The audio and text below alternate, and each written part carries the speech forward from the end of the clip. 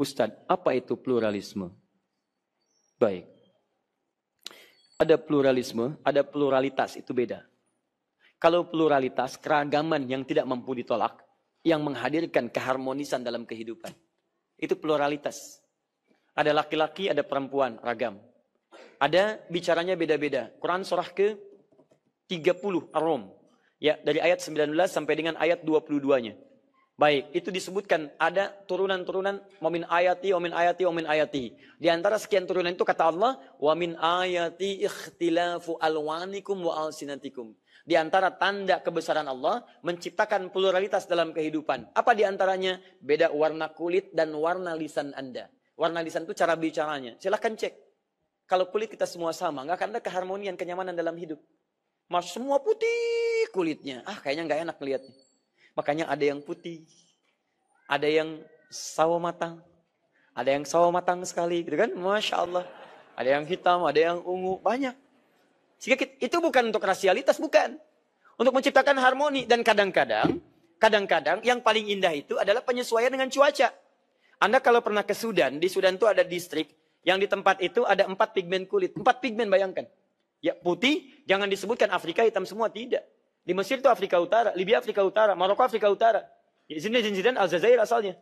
Ya, Samir Nasri yang pernah di Manchester City kemudian pindah, itu juga dia dari Aljazair asalnya. Banyak ya, Mesut Ozil ya yang dia ikut Jerman padahal dari Turki ya, itu Asia batasan dengan Eropa.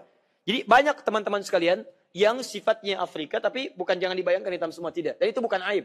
Ada yang putih, yang kedua coklat, ketiga hitam, keempat ungu. Ketika dilihat, Masya Allah, ternyata maslahat. Yang putih tempat tinggalnya, kadar panasnya paling 25, 26, 30, paling panas. Yang coklat paling panas 36.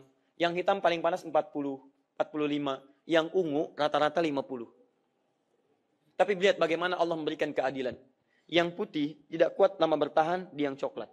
Yang coklat tidak lama bertahan di yang hitam. Yang hitam nggak bisa bertahan di yang ungu. Yang ungu kadar panas 50 derajat, santai aja Pak.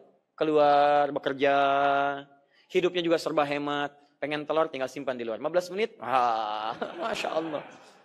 Gak perlu pakai gas dan sebagainya. Hemat hidupnya. Dan hebatnya begitu keluar, dia bisa menahan sengat matahari. Dia nggak ngeluh. Dia nggak takut hitam lagi Pak. Sudah ungu. Luar biasa. Dia biasa aja. Orang kita, dia sekolah di kampus, di situ. Demi Allah saya katakan, malam saja dia nggak kuat tidur kecuali nyiram kasurnya dengan air dulu. Baru bisa tidur. Jadi jangan dilihat dengan rasialitasnya, tapi ada keharmonian dalam kehidupan. Mohon maaf, lisan. Coba cek, di kita aja beda-beda. Kita bilang sepeda, teman kita di Medan sebagian sepeda. Yuk ke Cicahem, apa Cicahem? Ya. Banyak. Orang Jawa beda.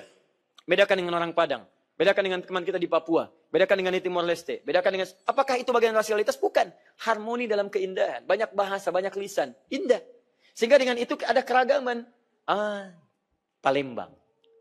Ambo, Padang. Abdi, Sunda. Masya Allah, Kulo, Jawa. Coba lihat, begitu bertemu, ada keindahan. Di situ muncul Bhinneka Tunggal Ika. Kalau nggak ada itu, nggak akan ada semboyan. Bagaimana bisa hadir semboyan-semboyan di negeri kita dan sebagainya? Ada keindahan di situ. Itu namanya pluralitas. Pluralisme. Kalau udah pakai isme-isme, itu sudah beda. Maknanya sudah lain. Isme itu berbentuk ajaran, doktrin. Kalau sudah ada isme di ujungnya, itu artinya sudah ada doktrin ajaran. Doktrin untuk menyamakan semua yang berbeda ini ditujukan pada satu tujuan. Pluralisme. Yang paling bahaya pluralisme ini jika dibawa dalam konteks keagamaan. Menjadikan yang berbeda-beda keyakinan disatukan untuk satu tujuan. Dia mengatakan kemudian di akhir, semua agama sama. Itu pluralisme. Yang lain semua sama semua. Menuju pada Tuhan yang sama. Makanya kalimatnya, Tuhannya sama. Cuman cara menuju Tuhannya beda-beda. Itu yang bahaya. Ya itu sudah agama baru. Kalau saya katakan agama baru. Agama baru. Karena setiap agama itu punya keyakinan. Silakan cek. Nggak ada yang seperti itu. Orang Islam meyakini Tuhan kita yang paling benar. Yang Kristen meyakini agama dia benar. Hindu meyakini dia benar. Kalau semua meyakini semuanya benar, nggak konsisten namanya. Untuk apa ada agama? Orang ini pun yang mengatakan semuanya benar. Mengatakan dirinya Muslim. Cek. Kalau semua benar Pak, Anda Muslim? Iya. Anda yakin semuanya benar? Iya. Nanti kalau wafat, Bapak saya bakar ya. Jangan. Saya pengen dikubur. Kan semuanya benar. Semuanya benar. Nggak apa-apa. Begitu Anda wafat, kami akan sholatkan. Bapak kami bakar aja semuanya. Abunya kami tebarkan. Ayo, kami tebarkan di sekitaran laut yang paling panjang di sini. Kalau perlu kami sebarkan Sungai Musi. Masya Allah. Ayo, mau nggak? Nah, jadi yang seperti ini, pluralisme itu yang paling bahaya. Itu yang disebut oleh Al-Quran, orang-orang yang bicaranya kacau tapi suka bawa ayat. Di Quran surah kedua, ayat 204, paling kiri sebelah atas. وَمِنَ النَّاسِ مَا يُعْجِبُكَ قَوْلُهُ فِي الْحَيَاةِ الدُّنْيَا وَيَشْهَدُ اللَّهَ عَلَى مَا فِي قَلْبِهِ وَهُوَ أَلَدُّ الْخِصَامِ. Hati-hati, di antara sementara manusia, ada kata-katanya begitu cantik, retorikanya sangat menarik. Jadi kalau bicara dia bagus, Pak. Kadang-kadang suka motong-motong ayat. Begitu dipotong, diungkapkan dengan kalimat yang sangat bagus.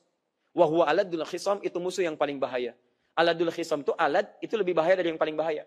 Setan saja disebut dengan adu. Sedangkan dia alad, itu lebih bahaya daripada setan. Lebih bahaya. Aladul khisam sangat berbahaya. Ya, yang sekarang lebih bahaya daripada kemusyrikan itu orang pluralisme. Orang liberal itu bahaya. Kalau orang musyrik, itu bisa disadarkan kembali. Orang-orang liberal, orang pluralisme, itu bisa membuat orang tidak bertobat dari keburukannya. Begitu orang mau masuk Islam, untuk apa? Semua agama sama. Dia menghambat orang lain dapat hidayah. Misal ada orang homo ingin bertobat dia. Saya mau tobat, saya sakit. Tidak teman. Kamu diciptakan dengan fitrah yang homo. Fitrah disebutkan, luar biasa. Padahal kalau anaknya ada dalam keadaan demikian, dia nggak mau. Ya, maka kita bantu. Jangan dibully, kita bantu. Kita doakan dan sebagainya. Paham ya?